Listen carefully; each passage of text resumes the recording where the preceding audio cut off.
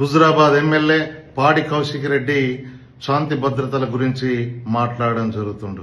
అసలు ఈ BRS party నాయకులకు శాంతి భద్రతల గురించి మాట్లాడే అర్హత ఏ మాత్రం కూడా లేదు. ఎందుకంటున్నానంటే ఇదే కరీంనగర్ జిల్లాలో ఆనాడు పట్టపగలు హైకోర్టు న్యాయవాది అయినటువంటి వామన్ రావు దంపతుల హత్య పట్టపగలే చేయడం జరిగింది. అదేగాక మారియమ్మ అనేటటువంటి ఒక దళిత మహిళను లాకప్ డెత్ చేసినటువంటి చరిత్ర మీది. అదేగాక నల్గొండ జిల్లాకు చెందినటువంటి శ్రీనివాస్ రెడ్డి ఎంతో మంది చిన్నపిల్లల ప్రాణాలు తీయడం జరిగింది మీ యొక్క ప్రభుత్వ హయాంలోనే. అదేగాక హైదరాబాద్ నడిబొడ్డున ఒక వెటర్నరీ డాక్టర్ను అత్యాచారం చేసి నిప్పంటించి చంపినటువంటి పరిస్థితి మీ ప్రభుత్వంలో జరిగింది.